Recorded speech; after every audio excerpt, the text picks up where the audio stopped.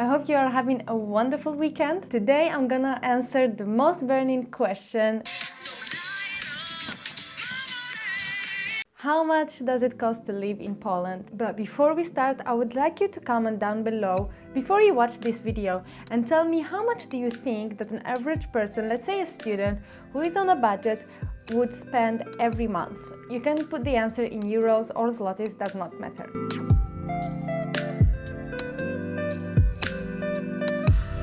In this video, I will not include the price of the flights to Poland from your home country or the ride from the airport to your host.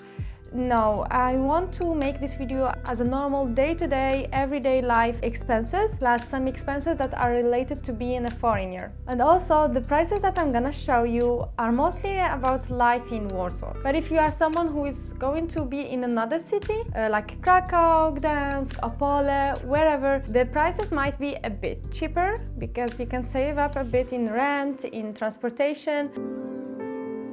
The first biggest expense that you need to expect is the rent, and that's normal. As a foreigner and a student and the first time in Poland, you want to keep your expenses as low as possible. So you want to rent a room or a shared room or to be in a dormitory, but not rent the whole studio for yourself. If you have the luxury to do it, just do it, of course. And for me, for example, I was renting before 650 zloty per month for a shared room with two other girls, and each one was paying 650 zlotys. And then I moved out and I was in a living room which was connected to the kitchen without any privacy, and I was paying 600 zlotys. I moved out from there just to reduce my expenses and reduce my stress, because I told you in that story of how unpleasant was my experience in that dorm. So if you don't know the story yet, you can check it here. I reduced my expense by 50 zlotys. Yeah, it seems nothing for some, but for me, every groszy or every penny counted. The prices did include all the bills. So before you rent or confirm that you want to rent a pokój or a room, you want to be sure that that price, does it include everything? The bills, the internet? So right now I am in the marketplace. The easiest way to find a room, you can just do it with Facebook. You write pokój. The O is not correct, but it's fine. And here you just scroll down and you find pokój do wynajęcia. I hope I'm pronouncing it well. And here jednoosobowa, it means for one person. So let's just keep it with pokój do wynajęcia. And now you can see here in Warsaw there is this one 690 zloty. Let's check it out together.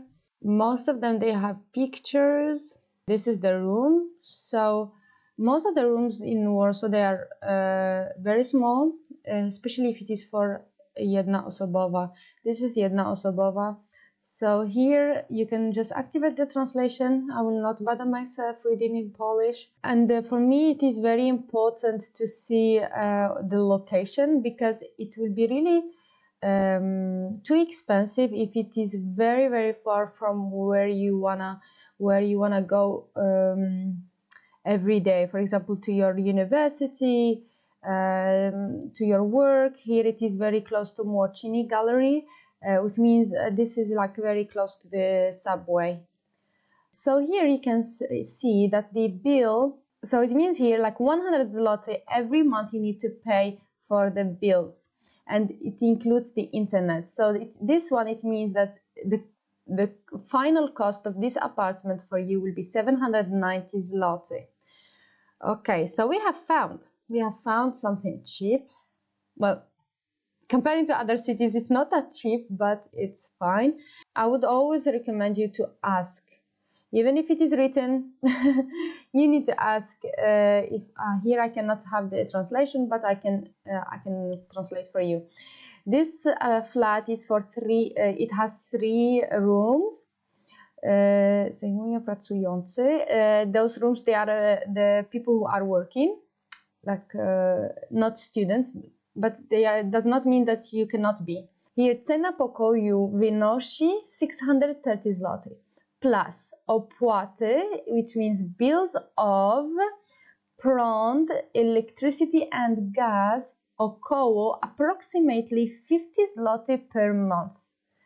And it can be more, and I don't think it will be less. So this is około 50. Most of the time they would charge more than less. So this is really nice. This is the cheapest that we have found, 670 zloty, and it seems nice.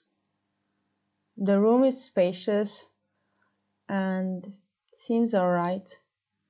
It's not like luxurious like you find like for 1000 zloty, but it is cozy in my opinion. Let's go to the video.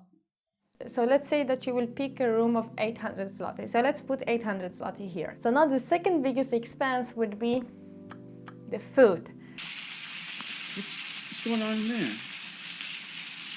What's going on down there? I personally was spending 200 zloty per month, which means 50 zloty per week. And I was doing my shopping every week, and I was not spending more than 50 zloty. And I was very careful about my expenses. You would think that I am masmar. If you speak Arabic, you would know what does it mean.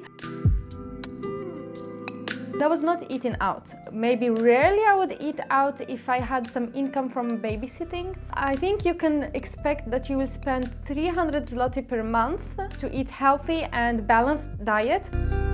In my opinion, where you find a lot of variety and a bit cheap with many promotions is Biedronka and Tesco. But the other big shops are Lidl, Carrefour and Auchan. They are also very popular, and you can find the prices also okay.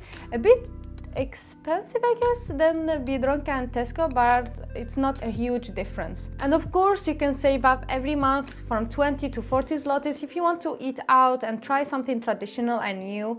Of course, you can do that, and you can expect to pay between 20 and 40 zlotys. The third expense will be for transportation, and you cannot really save on transportation because it is already cheap for students. A 90-day card will cost you 140 zloty for the 90 days. So it means per month you are spending 47 zlotys. And I would advise you to do this card during the winter season and snow. And in summer you can just buy a bike second hand like I did. It was for me 300 zlotys. You will really enjoy riding your bike.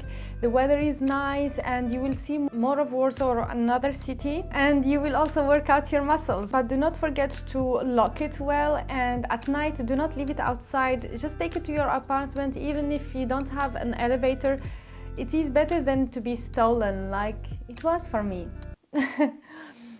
Yeah. Fourth expense is the monthly bills, and this really depends on your room. If it includes all the bills, that's great. If not, you can expect 100 zloty per month as a maximum, because you are just renting a room.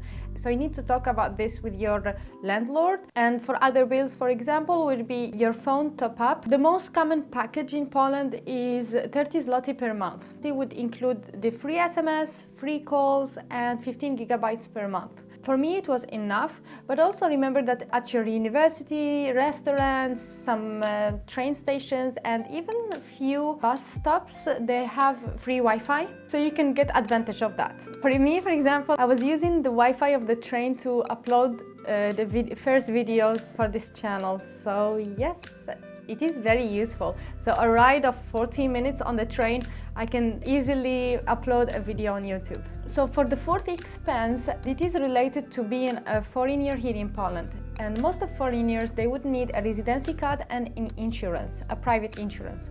A private insurance would cost 300 zloty per month, 300 zloty per year. Per month it would be too much. For the residency card, it would cost 350 zloty per application. And to pick up that card, you would pay 25 zloty. You can count that it would cost you 55 zloty per month. But this, you don't pay it every month, you just pay it at once when you apply. You can expect that you would pay all these amounts in your first month when you arrive to Poland. First month of being here in Poland, it will be a bit expensive for you. You will see your money going, but after that it will be fine. And now at the end of the month, you can sum up all these expenses and you can see that it will be more or less 1,250 zlotys per month. And I can say that this is really possible, especially if you are a student. Because as you are a student, everything is minus 50%. And I am sure about it because for my own experience, I was spending no more than 1,000 zloty per month. I was so sure about my goal and I was so determined to keep my expenses as low as possible until I find a secure job. Thank you all for watching. Do not forget to subscribe to support the work that I am giving you. I kept this section until the end because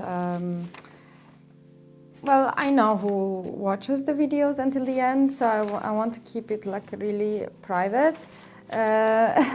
So this was like I found these notes just today after, I don't know, 1 week of the recording that video. And I found like my first budgeting thing in Poland. And I was curious really to see if really I was spending less than 1,000, like no more than 1,000 zloty as I was claiming in that video. So as you can see here, like stay healthy even if you are minimalistic. And I was promising myself that I don't spend more until I find a part-time job. I track my expenses each day. Anyway, so I would like to show you here. Each month I have the right for 541 zloty and 81 groszy. And so I needed to save 41 zloty every month just for emergency. And here you can see the price for the apartment, 650 zloty. 30 zloty it was for food. No, sorry, 30 zloty was for my SIM card. And here this 3,000 euros for my studies to pay for university.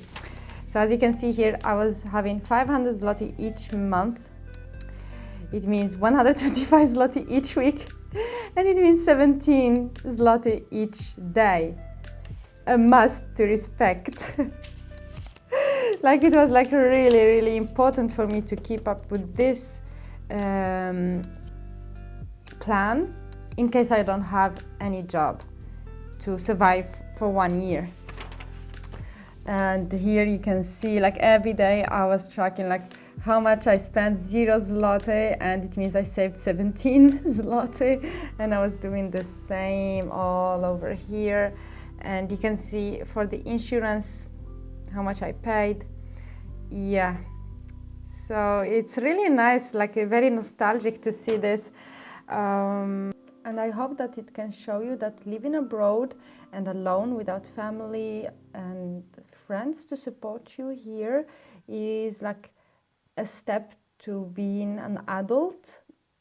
Even if you are already, I don't know, 25, but living by yourself and abroad and you don't speak the language, and it's another thing, it's another level. And how can I say? There are many things that I want to share with you about this whole journey of living abroad. So if you are already abroad or you are thinking about going abroad, it's not gonna be easy, especially the first, let's say, 6 months. I don't want to make it longer because anything can happen. So the first 6 months, it will be really hard, freaking hard. Sometimes you will cry and you will stress a lot, and I think it is worth it. After all, if you know why you went abroad, it is worth it at the end. Thank you for watching and see you next time.